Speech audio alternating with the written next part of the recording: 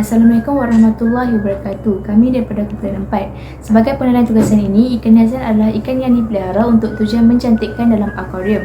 Berbagai jenis ikan hiasan yang memiliki warna, bentuk dan tingkah laku yang menarik yang membuatnya popular di kalangan penggemar akuarium.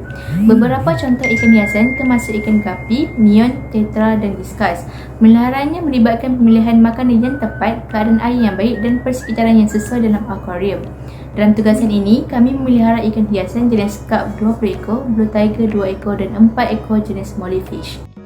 Penjagaan ikan hiasan ini memerlukan penjagaan yang teliti. Penjagaan termasuk akuarium yang bersih, kualiti air yang baik, pemberian makanan yang bersesuaian dan pencahayaan yang bagus. Seterusnya, objektif bagi tugasan ini adalah yang pertama, pelajar dapat merancang dan menguruskan aktiviti ternakan spesies akuatik, dan yang kedua adalah mempamerkan sifat kerjasama dalam kerja berkumpulan.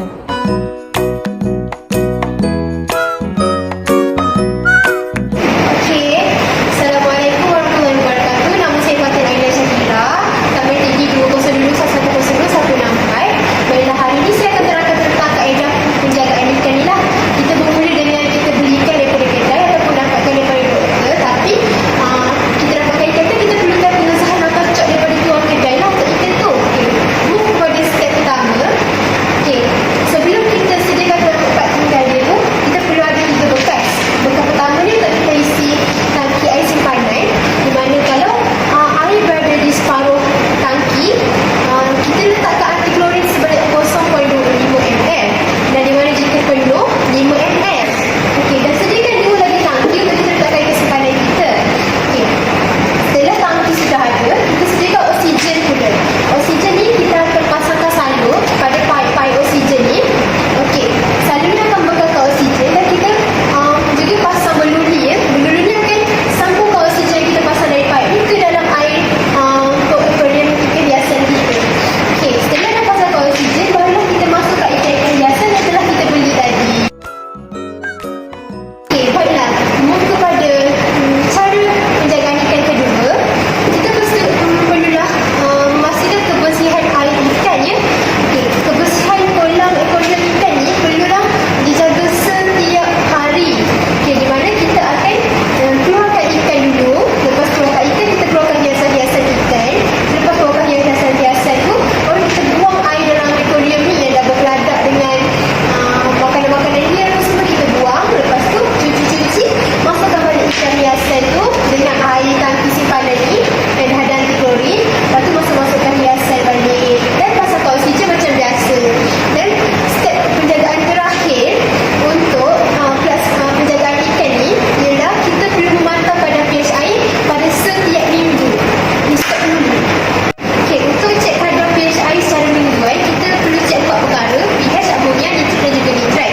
Untuk pH, kita perlulah kekalkan suhu antara 6.5 hingga 8.5 ml.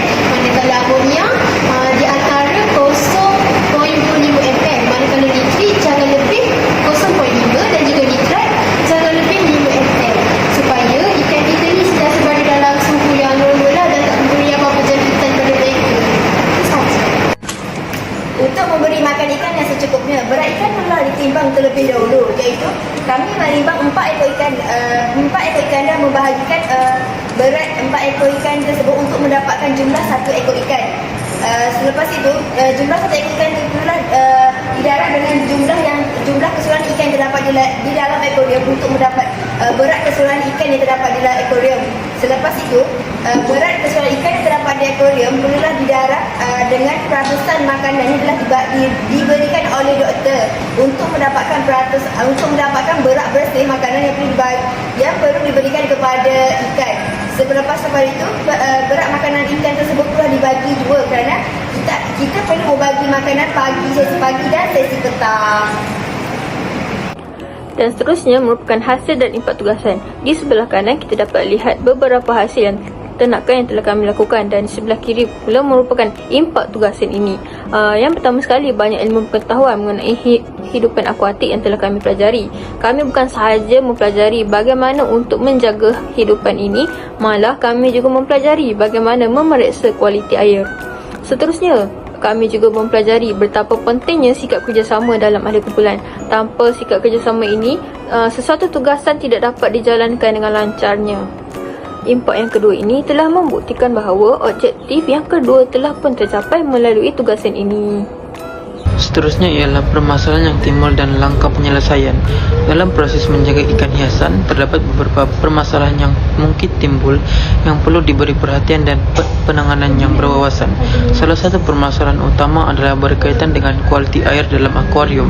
Suhu air yang tidak stabil, terutamanya perubahan yang mendadak, boleh memberikan impak kepada kesejahteraan ikan.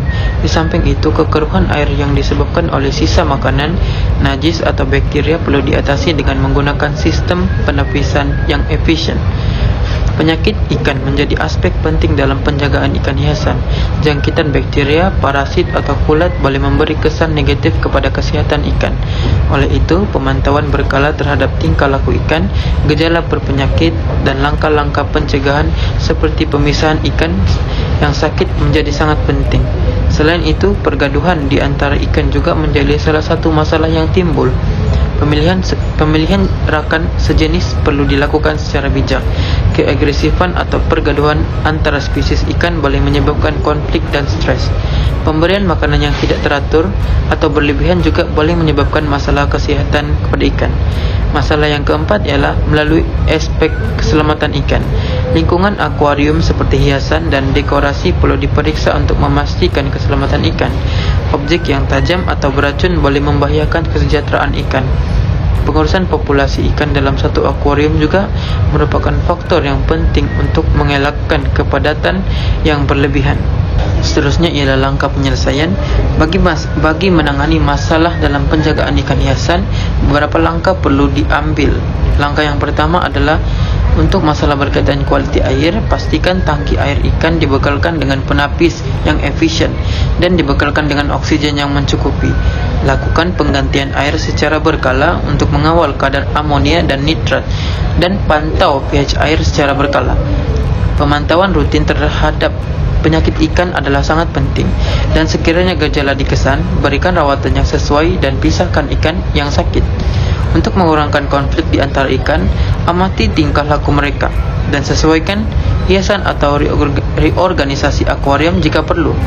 Tetapkan jadual pemberian makanan yang konsisten, sesuaikan jumlah makanan dan pilih makanan yang bersesuaian dengan keperluan ikan. Periksa dekorasi dan hiasan dalam akuarium untuk memastikan keselamatan ikan, dan lakukan pemeliharaan rutin pada peralatan seperti penapis dan pam. Yang terakhir, untuk perubahan lingkungan, lakukan penyesuaian secara berperingkat untuk mengurangkan tekanan pada ikan. Dengan mengambil langkah-langkah ini, ia dapat mencipta persekitaran yang optimum serta memastikan kesihatan dan kesejahteraan ikan hiasan. Sekian, terima kasih.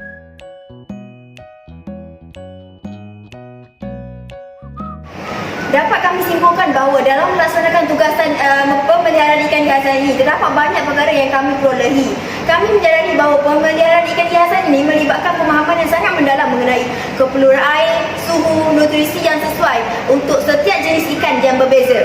Selain itu, melalui tugasan ini, kami juga telah mendapati dan belajar untuk bekerjasama secara berkumpulan. Secara tidak langsung, kami juga dapat berkongsi pengalaman dan pengetahuan yang langsung dan secara tidak langsung. Kami dapat meningkatkan lagi semangat kami untuk melaksanakan tugasan pemeliharaan ikan ini dengan lebih cemerlang. Dalam perhatian kami juga, pengurusan akuarium yang baik adalah memastikan akuarium ini sentiasa bersih dan kualiti air sentiasa berada dalam keadaan normal, serta penyediaan makanan yang secara berkala, iaitu kami memberi makan pagi dan petang, serta pemantauan berat ikan dan berat makanan secara berkala, iaitu kami memastikan berat ikan berkala secara mingguan. Kami juga telah mendapati bahawa pentingnya untuk menjaga kualiti air tidak hanya melibatkan pemerhatian harian, tetapi juga memeriksa pH air secara mingguan, terutamanya ketika ikan menunjukkan tanda-tanda penyakit. Sekiranya ada terdapat ikan yang menunjukkan tanda-tanda penyakit, tindakan segera haruslah dilakukan untuk memeriksa dan mengasihkan ikan yang sakit daripada ikan yang sihat tersebut, serta memastikan kestabilan pH air dan menukarkan akuarium ikan sekiranya pH air tidak normal. Daripada semua perkara ini, kami belajar cara menguruskan ikan yang sakit supaya tidak merebak dan menyebarkan penyakit kepada ikan-ikan yang lain. Dapat disimpulkan bahawa kami sangat mendapat banyak pengalaman daripada perkara ini dan kami ingin mencuba lebih banyak mengenai pemeliharaan ikan-ikan ini. Sekian, terima kasih.